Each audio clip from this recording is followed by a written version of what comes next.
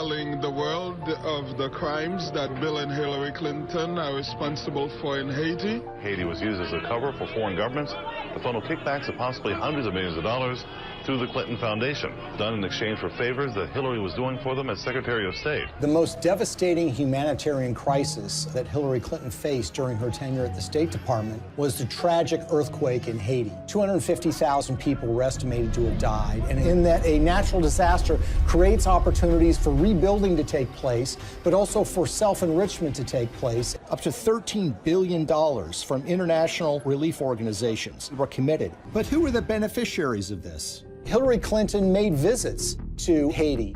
And Bill Clinton was named co-chair of the Interim Haiti Recovery Commission. So this was clearly a Clinton operation from the beginning. The problem is that the Clintons had their own agenda. And Haitians complained almost immediately that they were shut out of the decision-making process. So you had contracts going to these relief organizations that were also involved with the Clinton Global Initiative. Sometimes the contractors had experience, sometimes they did not. You see that the people that are closest to the Clintons have made out very well from the Haitian earthquake.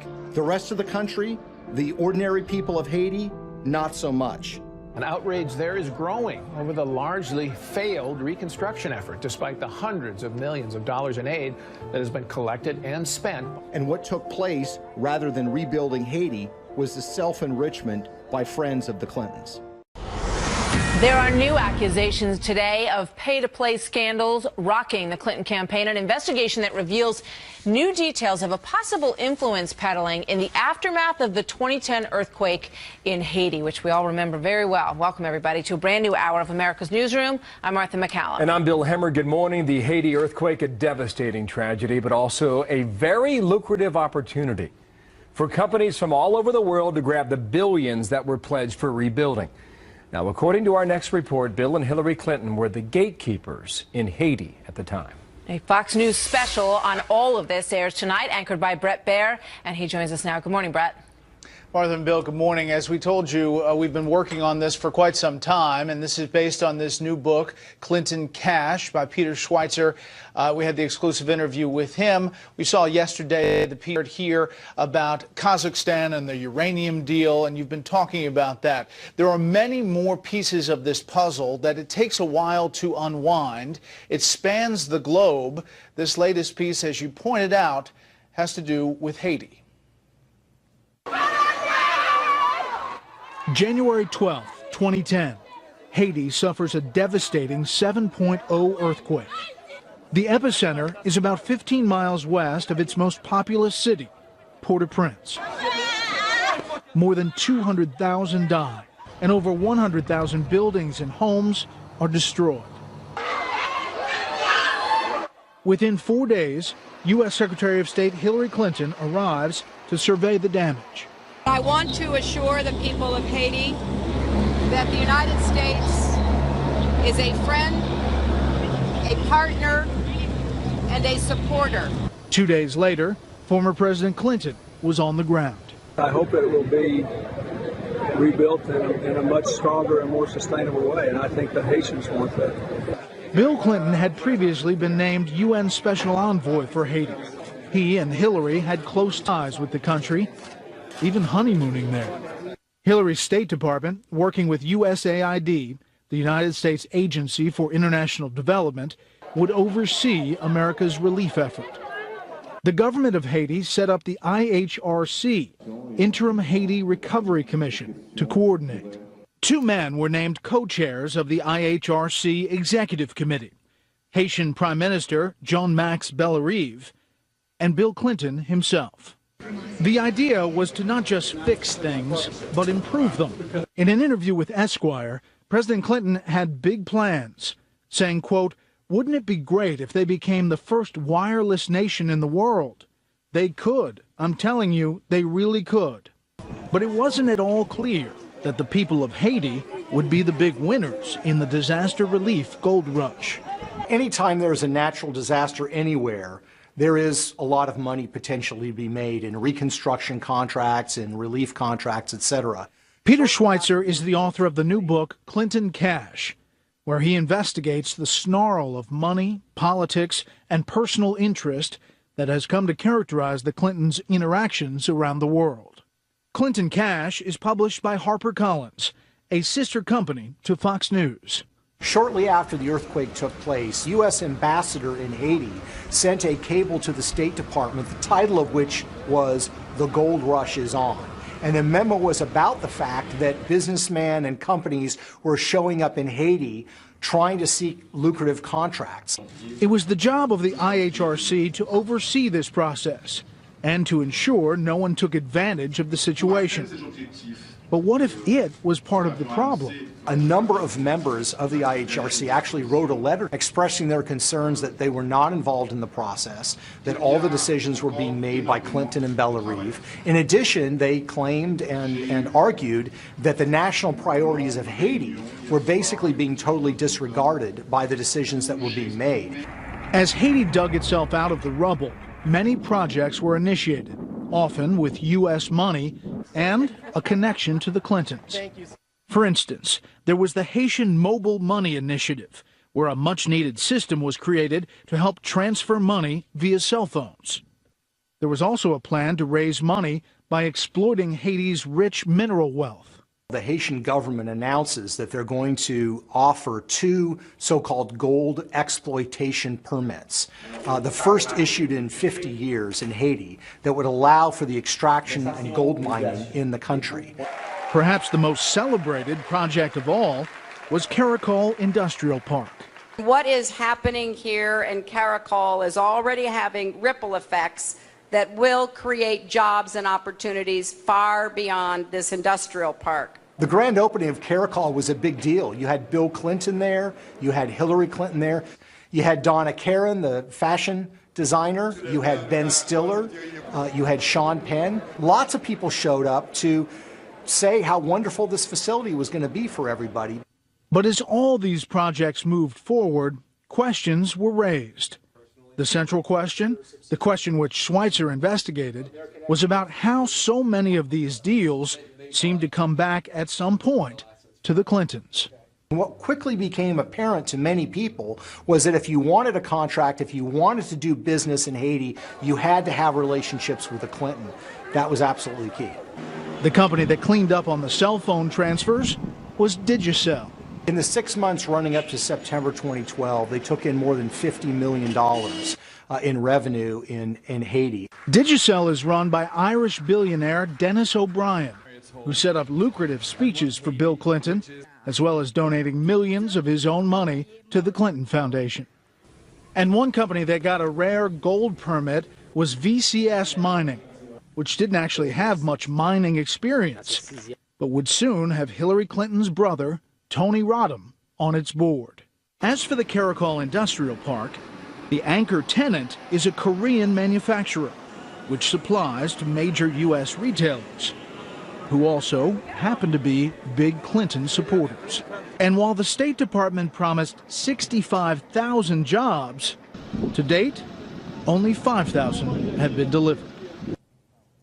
In the second part of this piece about Haiti, we sent John Roberts, our own John Roberts, down to Haiti, one end of Haiti to the other, to look at these projects today, where they stand. No one is saying that the Clinton Foundation doesn't do good things around the world, but as you see, the web is pretty tangled with the businesses and the individuals who both set up big lucrative speeches for President Clinton and also donated millions to the Clinton Foundation. One other thing, Martha and Bill, really quickly, there's a lot of talk about smoking gun. The campaign came out and said there's no shred of evidence, and all this talk about the bar being high. Just talking to some lawyers about where the bar is in bribery cases, for example. It goes back to 2 cases, United States versus Anaby, a federal Second Circuit Court case, and United States versus Bruno. And this is what they came to, and this is settled law. Quote, in cases involving government officials, a jury can infer guilt from evidence of benefits received and subsequent favorable treatment. Now, that is the bar. You have to get there. There has to be an investigation. But it's important to point out that this is all serious stuff. Yeah. As Judge Napolitano said on your show, Senator Menendez has been indicted on what many would see as far less than the web that we're seeing here. But we'll see. Brett, thank you. We're looking forward to tonight. Thanks for being here. Okay. Sure.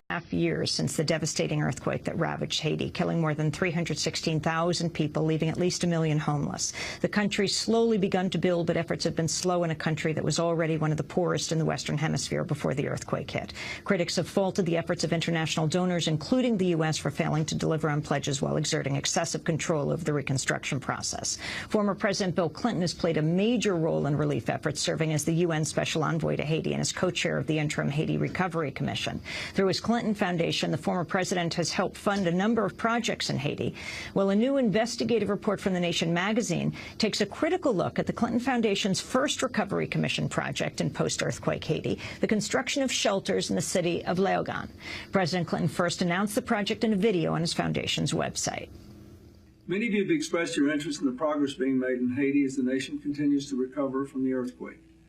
I wanted to give you just a quick update of some of our ongoing efforts to help the people build back better.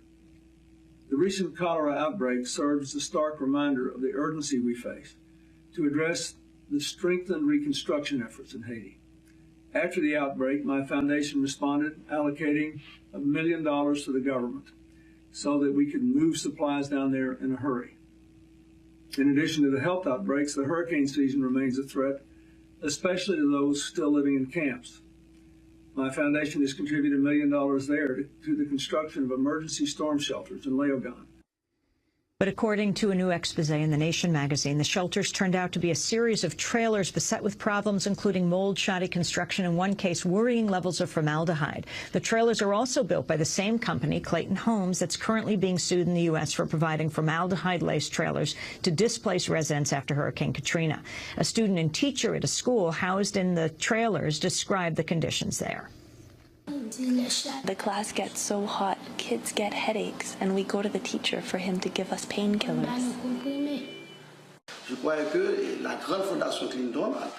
I believe that the Grand Foundation of Clinton, given that we're speaking of a school,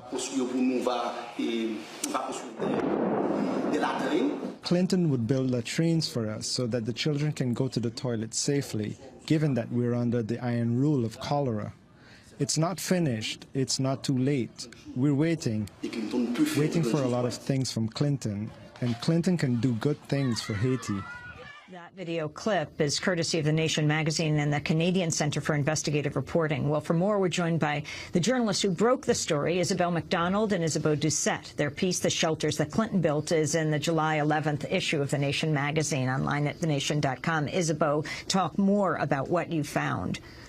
Well, Clinton, this was one of the first projects of the commission, and there's been very little transparency and accountability despite all these buzzwords, you know, sustainable development, community consultation. Around this commission, it's kind of widely seen as very opaque and labyrinthian. So we thought we'd just pick one project and really investigate it. And since this was one of the first, and it was one of the few that's actually completed, we thought, you know, perfect.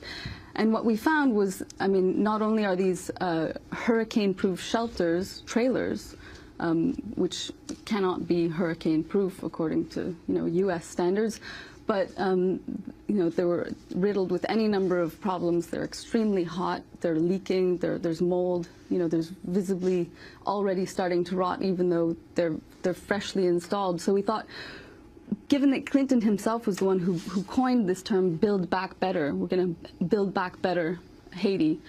What does this mean for what's to come of the Commission's projects? Isabel McDonald, Clayton Homes, can you explain where these trailers came from and the problems they've had after Hurricane Katrina? Well, we've been requesting documentation of any bidding process from the Clinton Foundation, and we have not gotten documentation. We know that they were built by Clayton Homes, which is currently being sued in the United States for exposing Hurricane Katrina survivors to injurious levels of formaldehyde, which the plaintiffs in this FEMA formaldehyde lawsuit claim came as a direct result of them residing in trailers that Clayton Homes had sold to FEMA. The Clinton Foundation has not answered our questions about any due diligence that was done. We know that trailers are considered a liability in the United States. In the case of a hurricane, FEMA tells Americans to evacuate trailers. And so the real question is, how did Bill Clinton think that this would be acceptable in Haiti to provide these trailers as hurricane shelters, to buy them from a company facing this kind of lawsuit over formaldehyde? And what does it say about the reconstruction efforts in Haiti if the very first project approved by the commission that's supposed to ensure accountability and transparency in Haiti's rebuilding passes this kind of project? And Bill Clinton himself has his hands all over it, and he is the co-chair of this commission that is supposed to ensure that Haiti is built back better. We're going to have to leave it there, but we'll link to The Nation and your investigation. Isabel McDonald, Isabel Doucette, thank you very much. Haitian activists staged a protest outside Hillary Clinton's Manhattan office. The demonstrators claim billions of dollars were stolen through the Haiti Reconstruction Commission headed by Bill Clinton. They also say Haiti was used as a cover for foreign governments to funnel kickbacks of possibly hundreds of millions of dollars through the Clinton Foundation. They say it was done in exchange for favors that Hillary was doing for them as Secretary of State. They say they want their message to get out so Americans won't vote for her if she runs for president. We are telling the world of the crimes that Bill and Hillary Clinton are responsible for in Haiti, and we are telling the American people that the over 32,000 emails that Hillary Clinton said she deleted have evidence of the crimes they've committed. The demonstrators staged a rally in front of Bill Clinton's office in Harlem in January.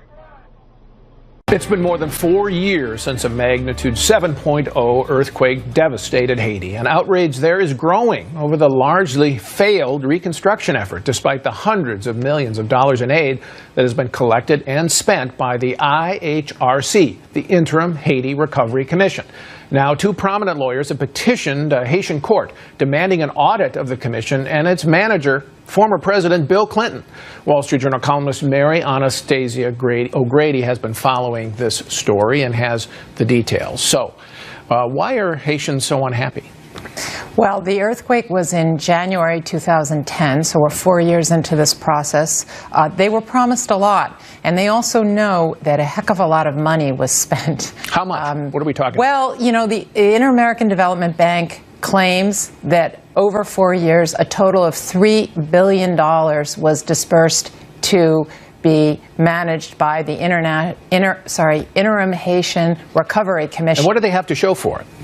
Almost nothing. Really? It's really a disaster. There were two components. There are two components that were important. One was they were supposed to build housing, okay, and that was primarily handled by USAID. USAID, after several years of hiring consultants and contractors, reported that they had to increase their budget by 65% and decrease the number of houses that they promised by 85%. That's how far off they were in their studies.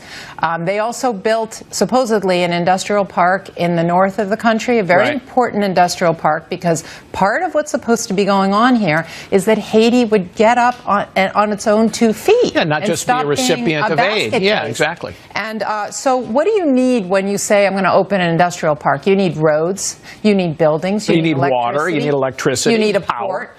This is all in chaos right now. They do have a couple of buildings. Reportedly, they're very shoddy construction.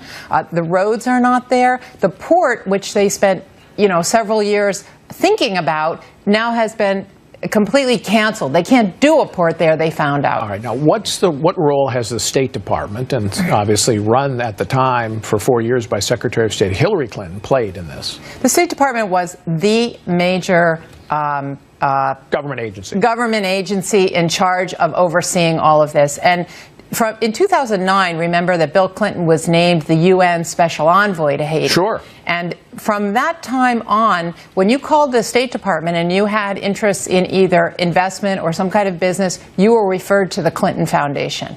And subsequently, after the earthquake, basically the State Department took over everything, and Bill Clinton was the go-to guy for all of the transactions. And you reported a fascinating detail about Hillary Clinton's chief of staff at the State Department and former White House lawyer in the Clinton years, Cheryl Mills. Yes, well, that's the talk of Haiti, because everybody knows that Cheryl Mills went to Haiti more than 30 times in 4 years, which is a heck of a lot to go to one country when you're the chief of staff for the Secretary of State. What?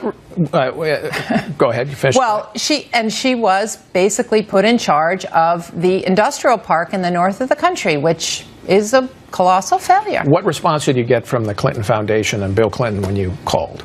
Well, they did not comment. They did not come back. But since then, we've gotten a lot of support for the Clintons. All of the letters are written in a very similar way, saying that the Clintons are really not to blame here, that there were lots of problems, but Bill Clinton, what did he have to do with it? And that I find very strange, because he was the point person in Haiti for the last 4 years. All right, this is fascinating stuff, Dan. Big picture quickly. How much will this affect Hillary Clinton's campaign if she runs? It's a perfect example of the sorts of problems Hillary will have, because the Clintons together are just questions of conflicts of interest get raised constantly. That does not mean they are doing things illegal or wrong, but they are political problems. And I think it's going to be endless landmines for Hillary the whole time she's trying to run for president with her husband. Their governing record ought to be fair. There is a lively debate questioning what Hillary Clinton really stands for. Perhaps the Caribbean island of Haiti can provide some insight. The Democratic presidential candidate, whose husband chairs the Clinton Foundation, has recently been advocating for a minimum wage increase in the United States. However, a WikiLeaks report reveals that back in 2008-2009, when she held the post of Secretary of State, she opposed minimum wage increases in Haiti. The wage hike could have been an important step forward for a country with one of the highest rates of poverty and inequality in the Western Hemisphere. Instead, under Clinton's guidance, the State Department colluded with foreign corporations benefiting from sweatshop labor to pressure the Haitian government to veto a wage increase approved unanimously in the country's parliament. Now, just months later, in January 2010, Haiti was hit by a devastating earthquake, resulting in the deaths of roughly 200,000 people. Well, the Clinton Foundation was responsible for channeling some $6 billion meant to assist the survivors on the island. So where did the money go? Well, the Clintons' first act was to provide what they claimed were hurricane-proof emergency trailers, which they say could also have been used to school the island's children. Didn't turn out too well. The trailers were laced with a cancer-causing chemical, formaldehyde, which gave the students and teachers headaches and allergic reactions. And it turns out that the trailers were distributed by Clayton Homes. That's a company being sued in the US for providing the same type of shoddy trailers after Hurricane Katrina. They're also a past campaign contributor of Hillary Clinton herself. So what does Clinton stand for? We'll let you decide. Welcome to the Real News Network. I'm Nadia Kanji in Baltimore. A Haitian special committee on Monday said there was a high level of fraud in Haiti's presidential elections last October, enough even to recommend nullifying the results. The committee found that there were 628,000 zombie votes, or untraceable votes. The election was also backed by over $33 million in U.S. funding. Our next guest, Nicholas Berry Shaw, has been following the issue, and more specifically the role the U.S. and Hillary Clinton has played in the debacle. He says she triggered massive political unrest by throwing her weight behind former President Michel Martelly in the 2010 election, who stepped down earlier this year and whom many felt was corrupt. Nicholas is a Haiti solidarity activist from Montreal. He just wrote an article for Jacobin titled "Clinton's Long Shadow: Hillary Clinton May Never Be Called to Account for Her Role in Haiti's Ongoing Political Crisis." Thanks for joining us, Nick. Thanks for having me on, Nadia. The Verification Commission essentially reveals that the U.S. funded a fraudulent election. Can you give us an idea of what the current situation is on the ground in Haiti and how the U.S. is responding to the results of the Verification Committee? You know, this is kind of the result that everyone was expecting in Haiti. Everyone was hoping for in any case. You know, it confirms what many different Haitian observer groups demonstrated. It confirms what, you know, we saw when I was down there with a group of international observers for the October 25th election, that you know, there was a huge number of votes being cast using these kind of political party accreditation cards, and that they really kind of swamped the results, and that the results were not credible. So the reaction has been, I think, favorable from most of the parties except for those close to President Michel Martelly. And so former President Michel Martelly and his party, Parti Calais Haïtien, has not, obviously been very enthusiastic about the commission from the beginning. They're the party that's suspected of having organized most of the fraud, and they were the ones who had their candidate Jovenel Moïse in first place in the presidential election, which the commission is now recommended to be rerun. So they're obviously unhappy, and they're seeking in every way to discredit the election. As for the U.S., since the interim authorities were sworn in February, the U.S. and the other major aid donors to Haiti have cut off all non-humanitarian aid to the interim government. And the country was already in a kind of financial and budgetary crisis before that because of the mismanagement and corruption of the Martelly regime.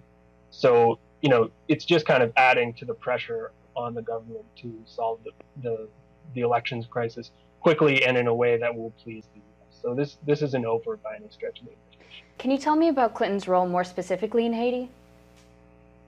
Yeah, she was heavily involved in Haiti actually before the earthquake. Haiti was made kind of a centerpiece of the State Department's foreign policy after she took over in 2009. And that kind of role was really amplified after the earthquake and with the huge internationally funded reconstruction effort. In particular, she played a key role in getting Michel Martelly elected in 2011. In the 2010-2011 elections, there were, again, accusations of fraud. There were very low turnout. And according to the contested official results, Martelly had finished in third place. And so he wasn't going to the runoff. But Clinton personally intervened. She flew down to Haiti in the midst of the Arab Spring in January 2011. She made a trip to Haiti and put an enormous amount of pressure on then President Préval to change the election results, to remove his candidate from the race and put in Martelly, because she liked, the kind of program he was offering, this kind of extremely pro-business, pro-foreign investment program that he was pushing. And Préval eventually relented under enormous pressure from the U.S. And Martelly, in the second round, became president. And all throughout his term, he was supported just extremely, extremely closely by the U.S. ambassador. First Kenneth Merton, and then Pam White, who was appointed by, both of whom were appointed by Hillary Clinton. So his regime really was a total creation of Hillary Clinton. You mentioned in your article that Clinton is to blame for what you call Martelly's disastrous presidency. But after the earthquake in 2010, the Clinton Foundation raised $30 million for reconstruction projects, and she was involved in industrial projects that helped create jobs for a lot of Haitians. Some would say she supported Martelly's pro-business outlook so that she could work on these reconstruction efforts. What are your thoughts on that? One of the things that Hillary Clinton did with regards to Haiti while she was Secretary of State was she initiated an attempt to block a raise of the minimum wage for Haitian workers in 2009. So the minimum wage was going to be raised from a paltry 26 cents an hour to, the princely sum of 61 cents an hour.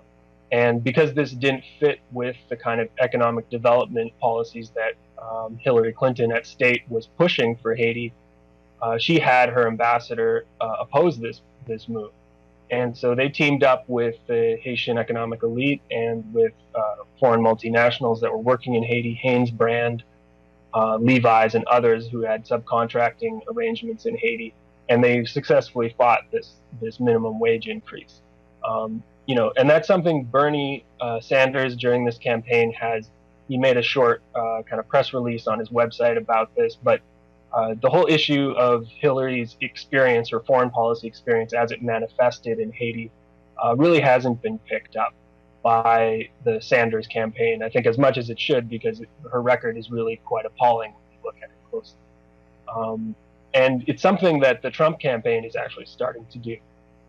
So recently at a Trump rally, one of his campaign advisors read kind of chapter and verse from this new book that just came out called Clinton Cash, written by a Republican journalist named Peter Schweitzer.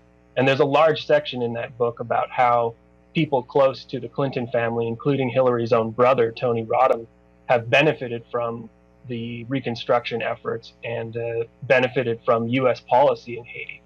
And he said, we're gonna keep bringing up this issue until the media covers it. And it's obviously, they see the value in mining Hillary's misadventures in Haiti for political gain. I don't think the Trump campaign cares a whit about Haiti, but they understand that what she did there was really quite dubious. Haiti's economy right now is actually suffering quite a bit at the moment, with inflation at its highest level in years. Do you think the result of the Electoral Verification Committee could lead to a more representative government that can help address urgent issues that Haitian people are facing? That's certainly what we hope to see. It's going to be very difficult. The Electoral Commission has called for the rerunning of the presidential race, which is positive. But on the other hand, it didn't say anything about the legislative races, the Senate and the Chamber of Deputies races, which were equally, if not more, flawed, and they were happening at the same time as the presidential race. So in those places, President Martelly has a very strong foothold. He almost has a majority in both the Chamber of Deputies and the Senate. So it remains to be seen, whether the report will have the impact of rerunning those election races as well. And I think that would be the key to Haiti having the beginnings of responsible government, of a responsive political leadership, which will actually take seriously the needs of the vast majority and not just a handful of foreign investors and the elite. All right, Nicholas, thank you so much for your analysis on Haiti. Right, thanks, Nadia. And thank you for joining us on the Real News Network. Yeah, okay. Now, you still believe that the Hillary Clinton email and the Clinton Foundation, will affect the election. Now, we had a discussion with Geraldo about it last week. Roll the tape. A man like you, a reporter with the chops that you have, show me one example where there has really been pay for play. In other words, show me one example where somebody took money, one of these Clintons took money, and as a result of taking that money, they influenced some legislation, or they directed the country in a place where the money giver wanted them to go. When you can prove that, then I'll be concerned. It's the appearance. It's just like appearance smears. Okay, so you say there is? Oh, sure, there are lots of them, and let's just take one. On which a lot of excellent work was done by Bret Baier, who talked about this in a special report. The Washington Free Beacon, Peter Schweitzer had done some work on this. This involved Haiti, and Dennis O'Brien, who is the largest Irish contributor to the Clinton Foundation, between $10 and $25 million. Terrible earthquake in Haiti, January 2010. One of the two cell phone operators in the country is Dennis O'Brien. Shortly after the earthquake, the USAID and the Gates Foundation say that they will give the two cell phone companies in Haiti $10 million with some bonuses, paid out on how many people they get signed up for it, to begin doing mobile banking in the country. And most of the money goes to Digicel, owned by Dennis O'Brien. Shortly thereafter, the USAID Food for Peace program sets up a special deal where on the cell phones, they will literally give people free cell phones and Digicel service, and they can then access food shipments on Food for Peace program in Haiti using that. Shortly thereafter, O'Brien begins to help Bill Clinton get speeches, 1 in Jamaica, 3 in Ireland. He's paid for the one in Jamaica. He's flown on Dennis O'Brien's plane to Ireland. Unclear if he gets paid for the others. O'Brien's people say, quote, Clinton was not personally compensated for the speeches, which sounds sort of fishy. Was contributions given to somebody? Shortly thereafter, the USAID begins a second program with Digicel, in which they begin to partner on rebuilding schools in Haiti. Now, in the news releases, they mention the amount of money that USAID is coming up with, but there's no mention of how much money Digicel is coming up with. But it gives them goodwill and a brand awareness around the country. During this period of time as well, Clinton is put on has made co-chairman of the official Haitian government Reconstruction and Recovery Commission. Bill Clinton. Bill Clinton. Right. He is co-chairman of this group. Right. By 2012, the National Lottery is now on Digicel's phones. You can play the national lottery with a slice of that going to Digicel. By 2014, he has made so much money that in April, Dennis O'Brien buys out his competitor, and by October folds the company up and is the only cell phone provider in the entire country. And of Haiti. And during that year, he then gives somewhere between $10 and $25 million to Clinton Foundation. We don't know the specific amount. And he pays himself $650 million in dividends because he personally owns this company and it's privately held. I got to wrap it up, but it's pretty convoluted. I mean, you'd have to have the FBI in this to just sort it all out. But it's all on the public record, articles. By the end of your program, I'll have them all up on my website. People can go make their own judgments about whether there's an appearance of a conflict of interest.